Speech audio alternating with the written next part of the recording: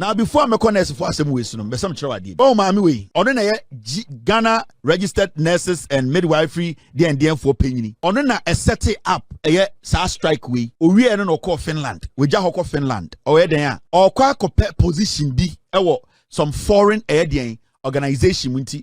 We ja or set it up strike ni wie no. Okache nurse for ni nyina so mo nkọ adwuma no. Owie no free Ghana or Finland. Eye Mrs. Perpetual Oforian Pofu has been elected as the African Region Representative for the International Council of Nurses ICN board at the Council of National Representatives meeting and ICN Congress ongoing in Helsinki, Finland. Ono a leader no. Ono mo ye meeting wie no. And activate strike no. And fum okoshe Finland.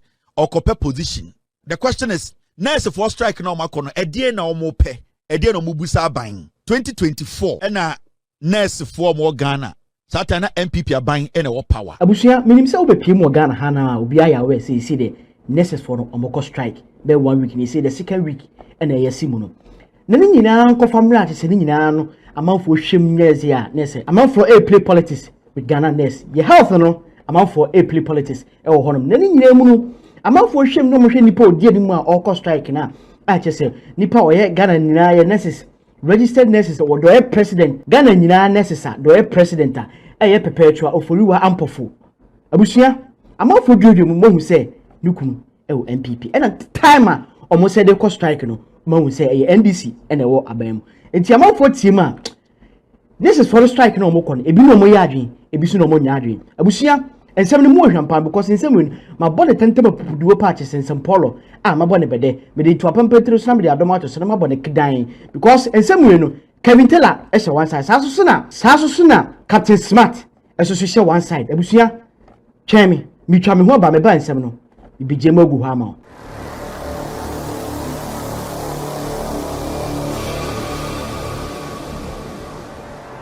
right abusia ye nyina ye nimsem se Ghana nurses omoko strike edie ne mo call strike because he will demand the meeting nyema bi a omo hia free aban no ho a omo ne aban no atwema menche a omo sankan na nkofo bebre transa Jones no nurses adwuma no so wo kasa o call strike sisi a nipa so yare nipa kwaso so ehu hia idi agwa nipa so be film as say omo call strike for be 1 week ni e say second week ni asimu no as say 2 weeks no ene eboboba no na man for translation man no em say Ghana ye ai name bebre e ya politics as you say Ghana health one you say politics abawlem abusia enye easy a say man for tietie ma Ghana nurses do president no perpetual oforiwa ampofo the man for tie ma ba bia ni kunu free ba no man for na ye muduemu ayama omo de eco strike abusia tamuchuku ye kokotie kwa badu tela ni se mo odu tudwa a say o tirema baby a strike ni free ban free you could take a vitela emra now before me call nurse for asem we sunu be some chrawadi bi oh maami we ono na ye Ghana registered nurses and midwifery dey for penyini ono na set it up eye sa strike we owie no call Finland we ja hokọ Finland oye den a okwa akọ position bi ewo some foreign organization munti we ja or set it up strike ni wie no okache nurse for ni nyina so mo nkọ adwuma no owie no free Ghana or Finland. Eye Mrs. Perpetual Oforian Pofu has been elected as the African Region Representative for the International Council of Nurses ICN board at the Council of National Representatives meeting and ICN Congress ongoing in Helsinki, Finland. Ono a leader no ono mo ye meeting wie no and activate strike no and fum okoshe Finland. Or position. The question is, nurse for strike no makono edie na omo pe edie no mubusa ban 2024 and nurse for more Ghana satana MPP aban and a power and omone aban ni ko hia 2024 May nurse for ne aban ko hia no and omo ka kira aban say omo hia nyoma bi a wo say aban no eye ma omo ko hia no de epie mu nie omo ko hia mu 2024 no. They called something the 2024 collective agreement. International for any MPP buying all the way in May 2024. Etnasi. Nurse for the nyoma bi etu ekufuado buying. Now, the 2024 collective agreement for nurses and midwives in Ghana, signed in May 2024, outlined improved conditions of service, including salaries, allowances, and benefits. Inti omuni aban ekufuado aban ni share no May 2024 no. That means say May, June, July, August, September, October, November, December. That can be 7 to 8 months. Near tuaba. It's not time womb. And I buy any omotinasi. Now, no more motinasi ya. Omri to aban any say aban any momu any. And kaise sign your man and there. I'm a nurse before we are strike. It is nurse for the strike now. My con in there no. And then they are na omubusa wasabo. And the MPP are buying. No more 8 months to elections. Omuni omotinasi. Agreement. Said ye say sanyoma we de yajiatum na yebeye. 1 13th month salary, an additional salary annually as a bonus. Next for in 2024 May. Omni aban trans yekufuado aban ba obi aban trans no. Omo ka say afibia no e o say samo mo bosome ba akoka ho aketua free. Intinka December bia no o so mo ji aketua mienu. 13th month salary. 2 fuel allowance. Normal say support for professional engaged in travel or outreach services, which this one I agree. Normal say nurse for yes momo be a nurse wo Ashanti region so onko srem na onko di dwuma bi na onko di dwuma bi almost no mu hia fuel allowance, which I agree. The first one I don't really agree with it. Say your mom 13th month salary, I don't agree with that. Because and the government agency omo mu ye dwuma a buying institution, you know, be able say your man 13th month salary, which I don't agree. 3 medical allowance, subsidies for healthcare costs for personnel and their families. This I don't agree. Nurse for the demand did say, I was say a buying health insurance, no, a buying sebio etisokramo any omobusia for. Anything and the nurse for a strike, you know. These were some of the demands they were demanding from the government. And Nanado Danko Kufuado, Bawumia in 2024 May, they agreed. So because now elections ever. Now, do you understand? The other demand or demand here, rural incentive allowance, extra pay for those serving in remote areas. I agree. Omo asebi omo to mu wesi was say omo person ko tena nkurase no mo ye the nurse adwuma e was say aban to me more some special allowance, which I agree. I agree. And omo buy uniform allowance, which I don't agree. Omo diane say annual support to maintain professional dress standards. Omo say aban ensa emo allowance on beto uniform. I say omo twitwa soma na skirt. Now, omo looking professional. I don't agree with that.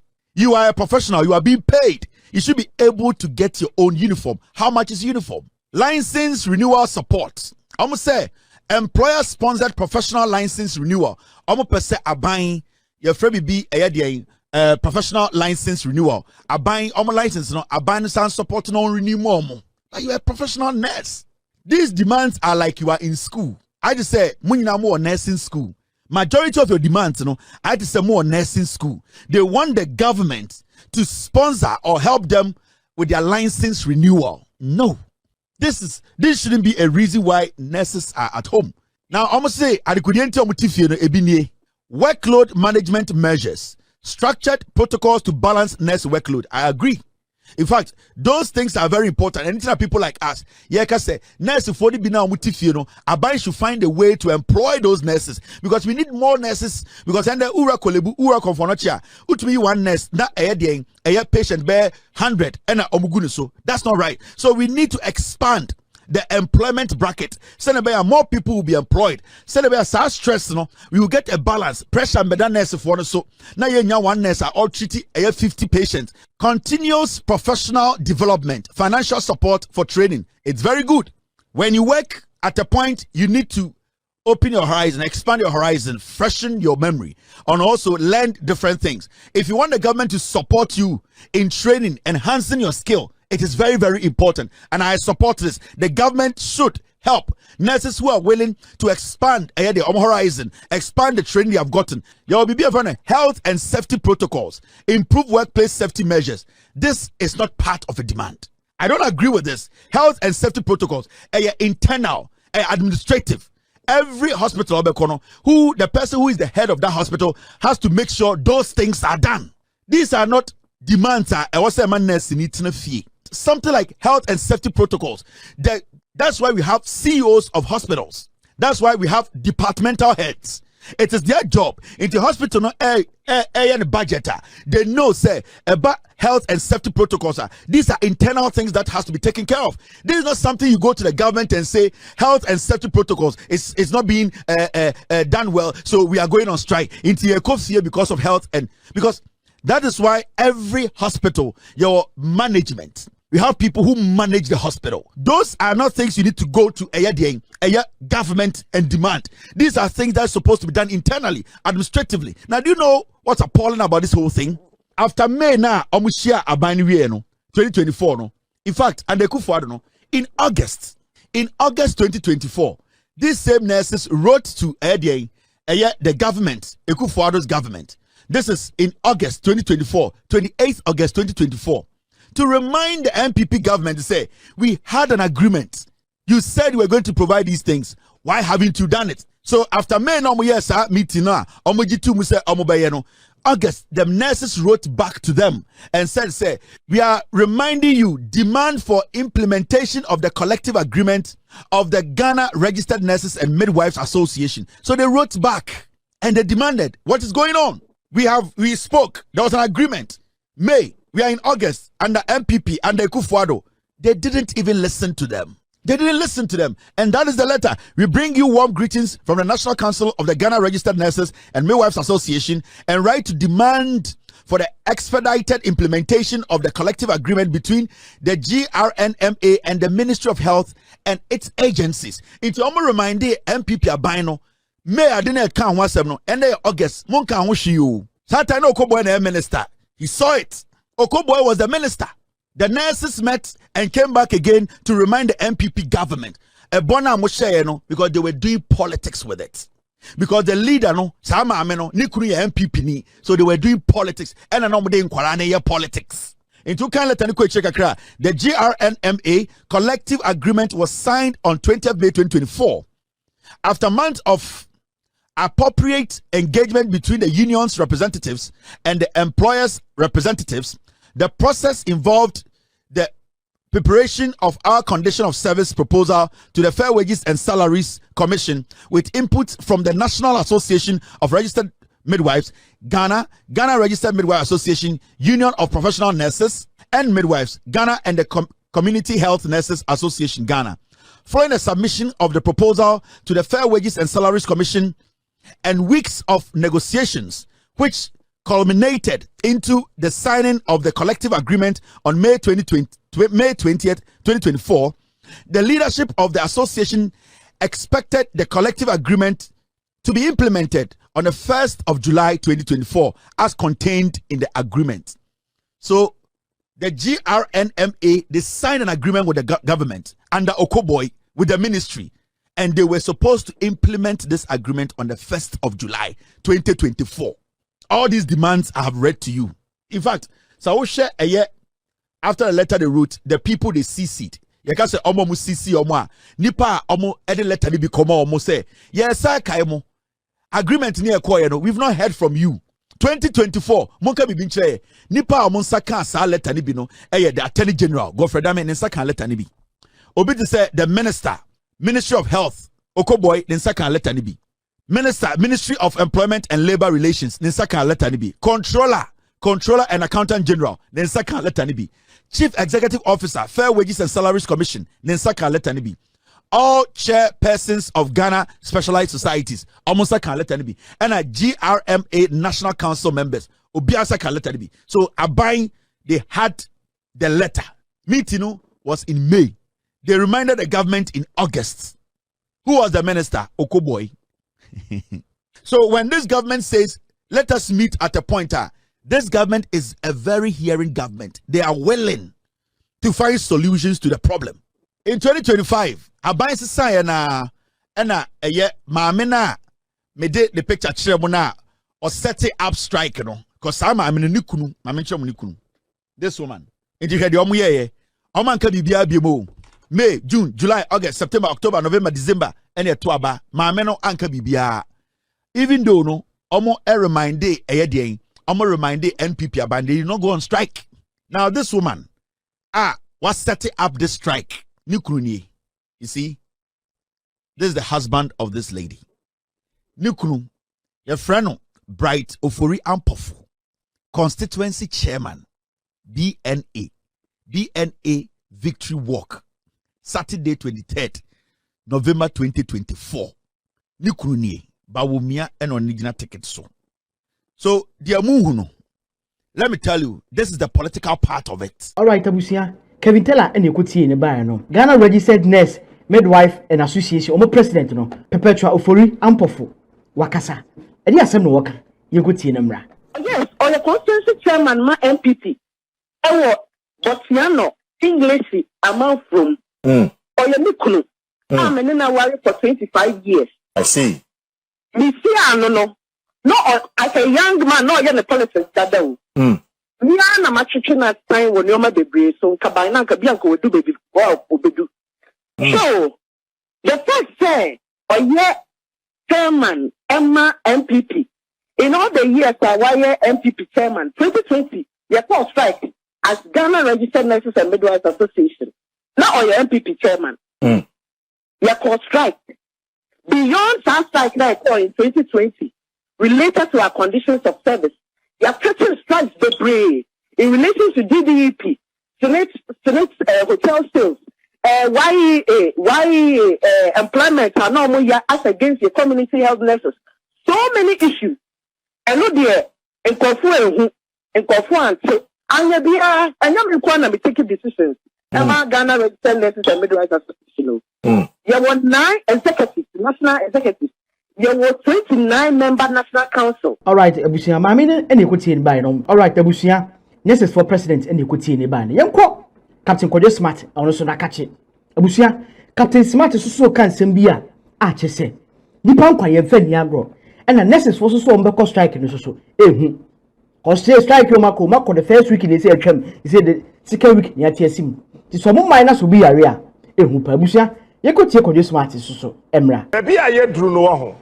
Nipa bia odi nipa nkwadi agrobia no ewudini tie nipa bia odi nipa timi hwede se sikanti me di nipa nkwa be di agrobia wasase so emfa ho ne adwuma a wo ye emfa ho ne position a wo odi nipa nkwa edidi agrobia ewo bibia ho no sa nipa no oye wudini mamwefo ye wonwuma bi wasase so a essential. Won't be fast Jumano and fan took your ho.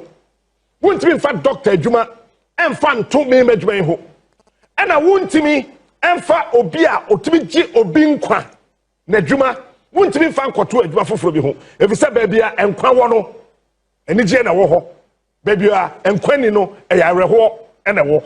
Adia yam ye power member and say, one way this scholarship for Cracosradia or Bruchino, free no one about a question I can also be. But that is not the point this morning. We have supported strikes. Strike and Yansawum. And your political strike say, and Kofort me Quaquatra, Lancaster. So we'll do lunch. No, it's many party from Penny for Quaco Simconia. Say, baby, and near my quarters, and Pebby and Fambo, and yet, it's a teacher here, as I say, and as a follow, equal strike. Peter, what about the Kono? They now make someone declare strike now. That day, nah, and no more tickets. I will yesterday go. No, but not playing so much to coin. It is also pay. Say, I buy no one trust Ghana for Monte here. What person will cost strike? No problem. Then I will cost strike. But I ain't trusty. Now you would enter our person will cost strike, no. Now no one cannot buy NCSC. That be beyond 2 years that we quiet. What's the matter playing the it was said that I would declare strike and say Nipengu, I won't remember her. All because Mufi said, Lancaster. People were watching you. Number one, then in a nurses, let's one more strike. One must say, can for the attack of allowances to be by. That's our allowances, no one from 2017 basically into a more strike. No, the Babu was watching. And no Maya who says strike when I'm a person more corner, and yes, strike, Papa. I said, I have some person Nipu, one person Kunkum Nipa. Number one. One must say one more pay acting allowance. We are nurse, I will act away. But your mom should nurse be mammy. One must say one more pay the difference between the acting officer's salary and the minimum salary points of the acting post, or 20% of monthly basic salary, whichever is higher. Wait, I buy a better idea. Debbie, I buy. and a was asiswa on the also a tip on cost or scared baby crowd. Which government will pay this? Number 2, on top of additional duty allowance. Yeah, duty allowance. On pay additional duty allowance. Okay, duty allowance no. Work over 8 hours where we wapon. But bia na ukodru ye no. You say yam ayarfo na abano. Ebia nipo beba be you my and I say nipo be you no kraba because of an emergency wuntimi nko enti yeah additional duty you know for about 2 hours be 3 hours be faka ho we kra de ankanyansa wum why overtime and then and also no we pay 10% of their monthly basic salary say na monim second for after the buy na mo baje ada na man yire can for that time na mo tell from 2017 basic 2024 manje womu wie so a womu pani ni TV3 say they or say 2016 no ato forcing and disrespecting womu ato forcing ye bibi 2016 and say bufuo no e womu mu still say na ye strike pacho say na ye strike. The next reason and it's open overtime allowance pacho additional duty allowance ni overtime ni ye de here mementi ase ebi ame na menti ase say ese po adwuma 8 na say opo adwuma 12 a pacho e overtime na ya additional duty me bu say no me say additional duty ni say ebi a me ye nurse ma po adwuma wie ni ya ma adwuma foforo say me nkonko ye nye nurse adwuma na ebe na be ka to say ko ya administrator okay ade omo pe bi omo so omo pe call in allowance wo fie ni ya fra sebra enye overtime na wo be ye any additional allowance na woje. What's the other phone? Air from Josephine. Yes, madam. Nana kwame yarinti. Ahaya ma bomoni anaba boy. Telephone na ya from so. What's the answer now? Allowance. Mu yes allowance no. Afei net for say JB. Omo so baje height ni depth allowance. How? Who je height? Nurse Francis omokoye edwa no abrosan no so na abrosan no wa yama na allowance yama sa allowance na onye okọ strike anasa owo strike afei so omokọ ba bia asa amenemu a eno so oje ho allowance galamse amene bugu mu a nurse for do say na kọ ho nurse for do say na kọ ho na me tie no I was thinking say ya nurse for be catch say captain baby ya da nye eno de kamia me dimirika kama ha machia na kiadim say nurse for be catch say oh abai Rollins time or can say we a doctor we a senior nursing officer na say unika na obetumi akraka ba je be ba duty ni free edu baby no na nkrofo abuse saade no but I think that the then government was lazy when to me manage.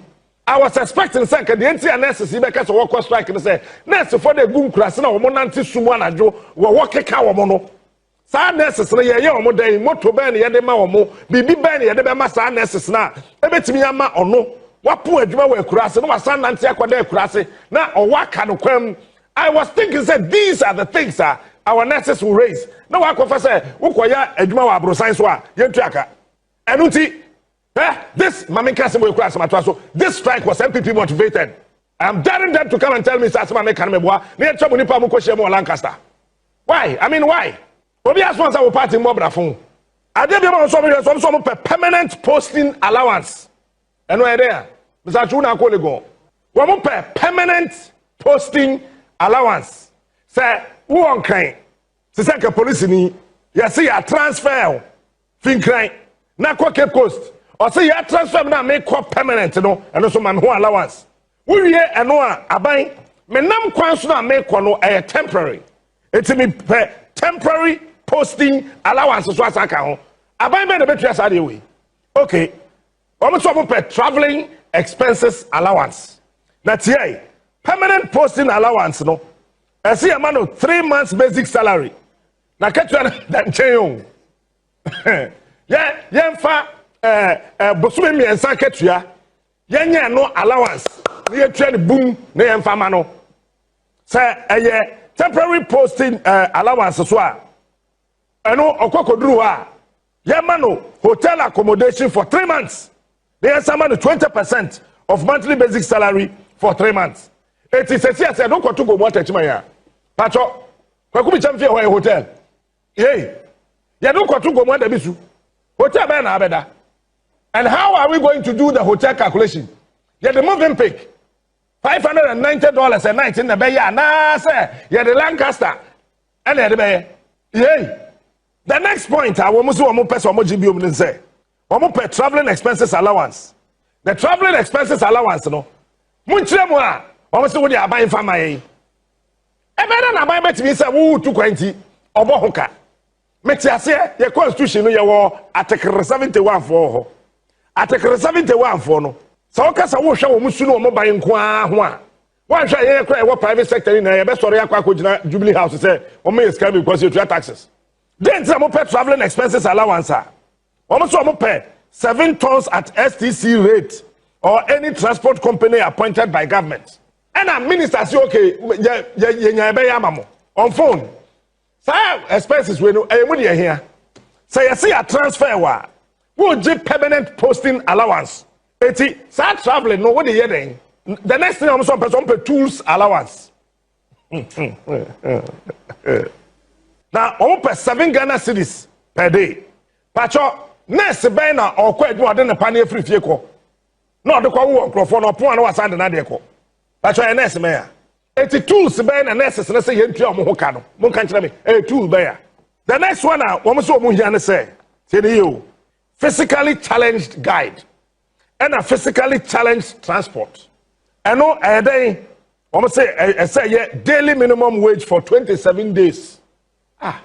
Sanka there or yet disabled no or yet physically challenged no or sans so health practitioner no or yet nurse no so no kra no ye ma no transporter aka ho amotivate ye nuanom ye physically challenged no na o so ngo say ni kwan so mo gya kwan ho sesrade a correct but say wunia or yet nurse or yet physically challenged or yet health practitioner no say oba adwuma na or guide na ese ma ho allowance ada mo sesrade o kwan ho JB are physically challenged or a nurse. Wabedru adwuma ko ward. Oso jaisa. So. Nam.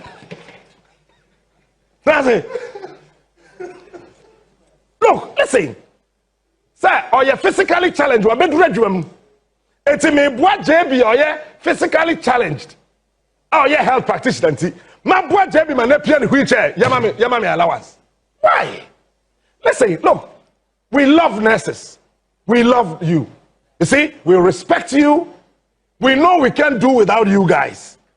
But you don't have to take advantage of the vulnerability of us. As people say, we are all not trained as nurses. Say, yeah, when you can say, Mpacho, say, woman, me with you. Now, so we strike, say, Mpacho, man, or yellow with you, no, Antones. All right, Abusia, Captain Kwajo Smart and Ekuti by many budget so better waging or comment section. No follow all the social media platform at VANDYKE. Subscribe to page and anytime you ever drop latest update on Saka. Medase Macrao.